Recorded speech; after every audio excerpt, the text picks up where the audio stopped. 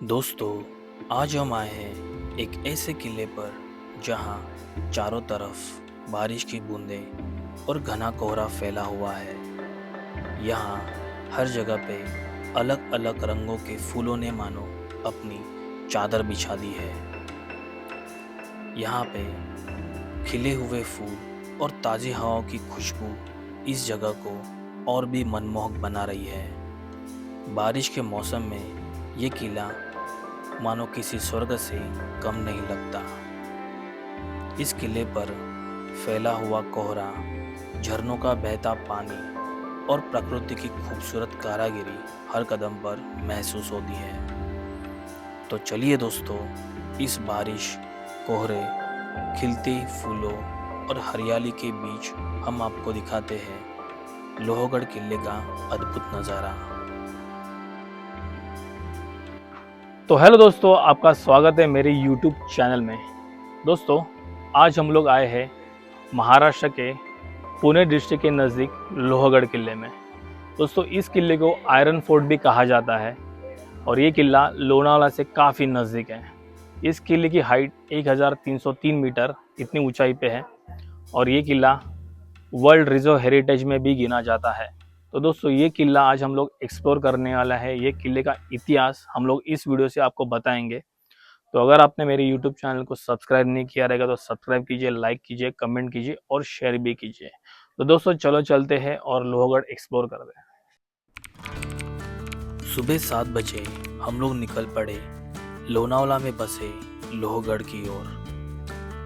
सुबह की ताज़ी हवा, धुंध से ढकी पहाड़ियाँ, ब्यूटीफुल वाटरफॉल्स और रास्तों के दोनों तरफ फैले हुए कलरफुल फ्लावर्स इस सफ़र को और भी खूबसूरत बना रहे हैं।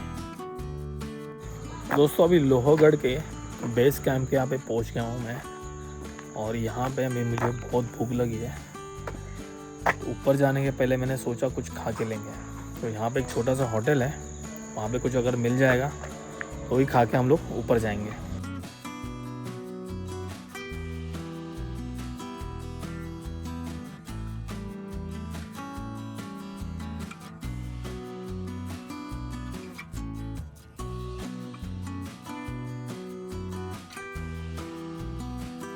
भरपेट नाश्ता करने के बाद हम लोग अभी लोहगढ़ के ट्रैकिंग रूट की ओर निकल रहे हैं।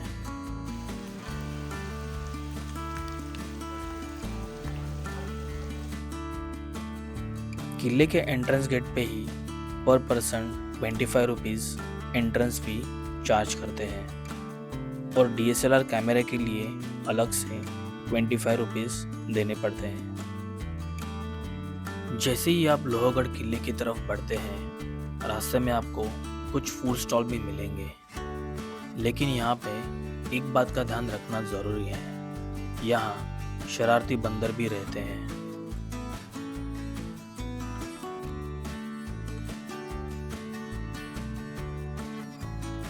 किले की ओर जाने वाली सीढ़ियाँ आज भी काफ़ी मजबूत हैं और किले के ऊपर जाते समय आपको करीब 250 से 300 सीढ़ियाँ चढ़नी पड़ती है।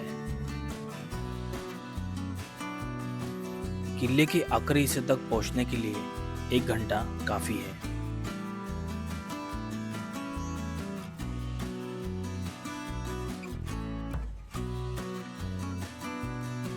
लोहगढ़ को टोटल 4 दरवाजे हैं, उसमें से ये है पहला गणेश दरवाजा। इतिहास में छत्रपति शिवाजी महाराज ने इस किले का इस्तेमाल किया था और यही गणेश दरवाजा उस समय मुख्य प्रवेश द्वार माना जाता था। दरवाजे के दोनों ओर आपको गणेश जी की 2 छोटी मूर्तियां दिखाई देंगी। गणेश दरवाजा से अंदर आते ही आपको सामने 3 इतिहासकालीन तोहफे दिखाई देंगे जो कि आज भी काफ़ी अच्छी कंडीशन में है। यहाँ पे बैठकर फोटो निकालना मना है, जिसके बारे में यहाँ एक बोर्ड भी लगाया गया है।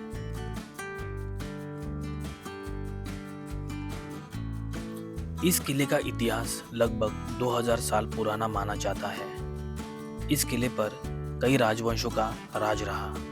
सातवाहन, चालुक्य, यादव, बहमनी और बाद में निजाम शाही।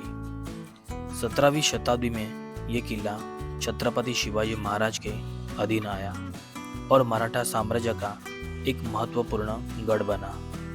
शिवाजी महाराज ने यहाँ अपने खजाने को सुरक्षित रखने के लिए इसका उपयोग किया था। पेशवा काल में भी इस किले का खास महत्व रहा। अंग्रेजों और मराठों के बीच कई बार ये किला हाथ बदलता रहा और आखिरकार 1818 में अंग्रेजों के कब्जे में ये चला गया। जैसे ही हम लोग ऊपर बढ़ रहे हैं, ये किला धीरे धीरे कोहरे में समा रहा है। लोहगढ़ का ये है दूसरा दरवाजा, जिसका नाम है नारायण दरवाजा।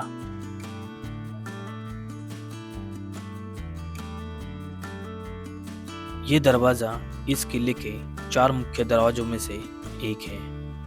इसका नाम भगवान विष्णु के नाम पर रखा गया है और मराठा साम्राज्य के पेशवा नाना फडणवीस जी ने इस दरवाजे को बनाया था।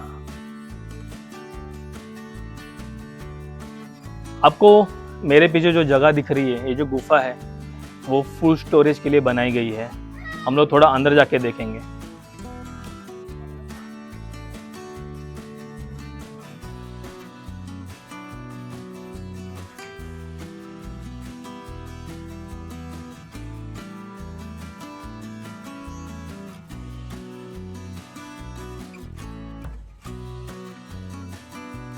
तो दोस्तों, अनफॉर्चुनेटली हेवी रेनफॉल की वजह से इस गुफा के अंदर भी पूरा पानी भर चुका है।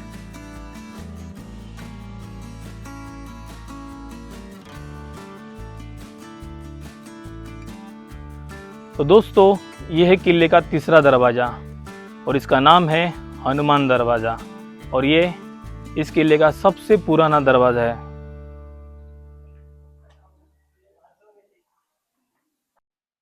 हनुमान दरवाजे से ऊपर आने के बाद किले से नीचे देखने पर आपको सांप की आकार की सीढ़ियां दिखाई देंगी, जो अभी कोहरे में ढक चुकी है।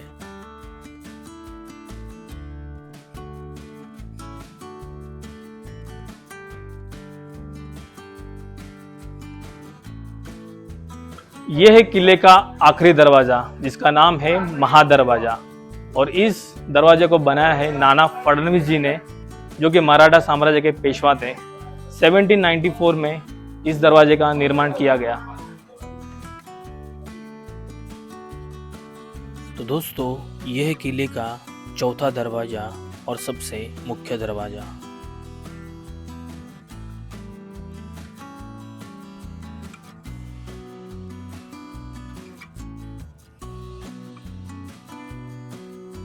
इस दरवाजे से अंदर आते ही सामने आपको कुछ बोर्ड्स दिखाई देंगे, जहाँ पे किले के मॉन्यूमेंट्स के बारे में कुछ इंफॉर्मेशन दी गई है।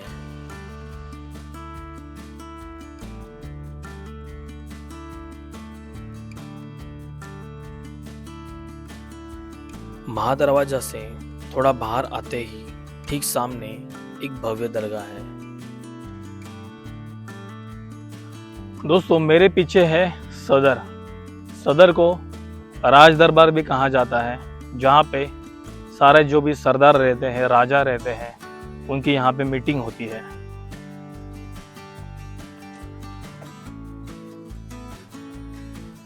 दरगाह के ठीक बाजू में ही सदर है, जिसे राज दरबार कहते हैं और उसी पे कुछ दुर्ग प्रेमियों ने मिलकर तोहफे रखी है। यहाँ पे आपको किले के कुछ अट्रैक्शन और उसके डायरेक्शन के बोर्ड दिखेंगे। थकान के बाद बैठने के लिए किले पर बेंच की सुविधा भी की गई है। जैसे ही हम आगे बढ़ते हैं, चारों तरफ घने कोहरे में ये लिपटे हुए फूल नजर आते हैं। दोस्तों, किले पे बहुत जोर की बारिश हो रही है अभी, बहुत जोर की, और सब जगह पे दोस्तों फॉग ही फॉग है। कुछ मॉन्यूमेंट्स तो दिखाई भी नहीं दे रहे। बट यहाँ पे एक बात अच्छी है कि आपको हर जगह पे बोर्ड दिखाई देंगे कि भाई कौन सी जगह कहाँ पे है। हर जगह पे बोर्ड लगाए गए हैं। लोहगढ़ के ऊपर एक प्राचीन शिव मंदिर है। उसके ठीक बाहर एक शांत नंदी बैल की मूर्ति है और उसी मूर्ति के ठीक पीछे ही हनुमान जी की एक पुरानी पत्थर में बनाई गई मूर्ति भी है, जिसके बाजू में जमीन के नीचे दबी हुई एक शिव पिंड भी है।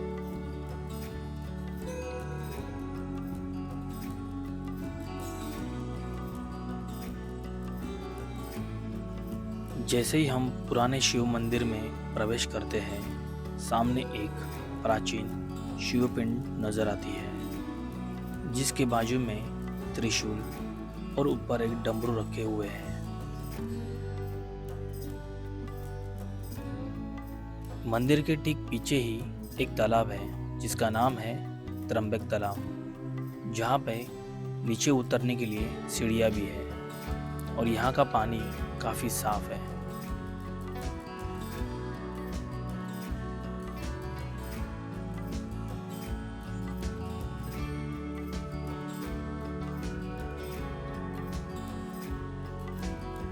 किले पर चलते समय चारों ओर हवा में तैरती हल्की धूप और उसके बीच नजर आते हैं ये रंगे बेरंगी फूल।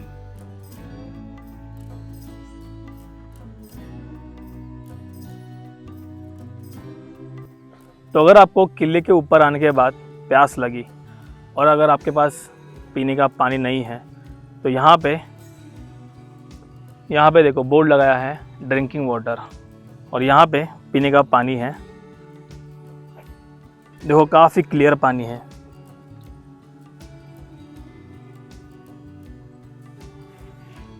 तो आप बिंदास इसमें से आप पानी पी सकते हो या फिर बॉटल में पीने का पानी भर सकते हो। हमारे पास है ना पानी की बोतल नहीं है, ठीक है, तो अभी आज हाथ से ही पानी पीना पड़ेगा।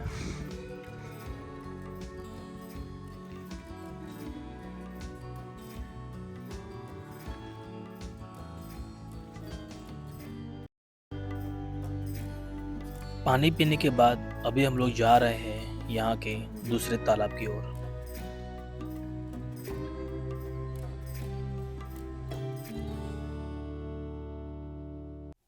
तो दोस्तों, ये है किले का दूसरा तालाब, जिसे 16 साइडेड टैंक या फिर 16 कोनी तालाब भी बोला जाता है।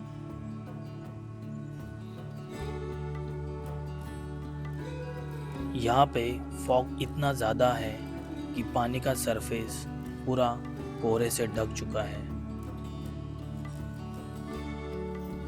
मराठा साम्राज्य के काल में इस तालाब का नाना फडणवीस के द्वारा पुनर्विकास किया गया।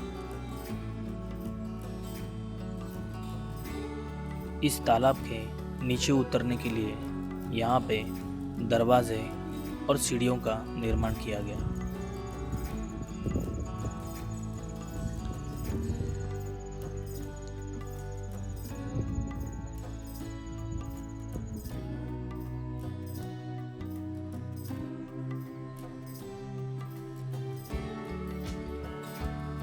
तालाब देखने के बाद अभी हम लोग जा रहे हैं विंचुकड़ा पॉइंट की ओर।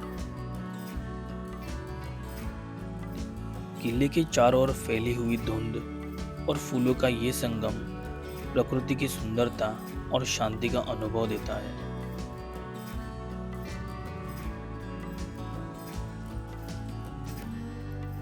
किले के ऊपर चलते समय साफ पानी का जल साटा आपको बहुत सारी जगह पे दिखाई देगा।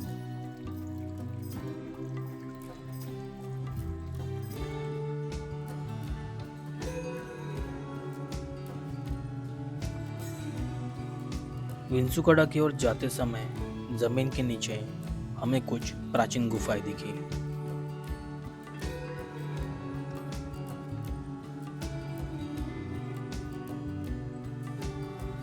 ये गुफा अंदर से इतनी बड़ी है कि यहाँ पे 100 लोग आराम से सो सकते हैं।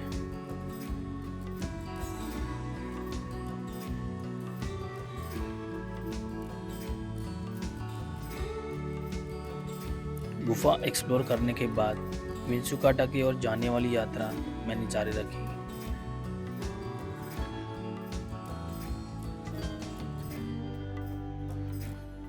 तो अभी हम लोग आए हैं विंचुगड़ा पॉइंट पे। इस किले पे एक पॉइंट है विंचुगड़ा नाम का।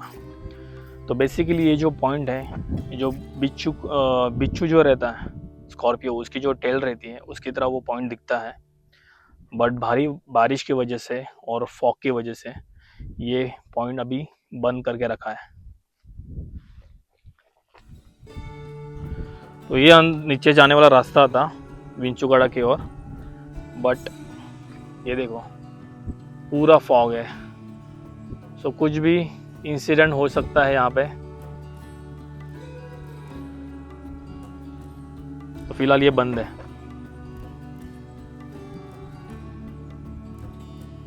तो दोस्तों, हमारा ये खूबसूरत लोहगढ़ ट्रेक यहीं पर ख़त्म होता है। धुंध में ढका किला, चारों तरफ फैली हरियाली और रंग बिरंगी फूल, प्राचीन दरवाजे और इतिहास से जुड़ी यादें, ये सब मिलकर इस सफ़र को और भी खास बना देते हैं। लोहगढ़ का हर कोना हमें शिवकाल की शौर्य गाथा और प्रकृति की सुंदरता दोनों का अनुभव कराता है। अगर आप भी शांति, रोमांच और इतिहास का संगम देखना चाहते हैं तो लोहगढ़ ट्रेक ज़रूर कीजिए।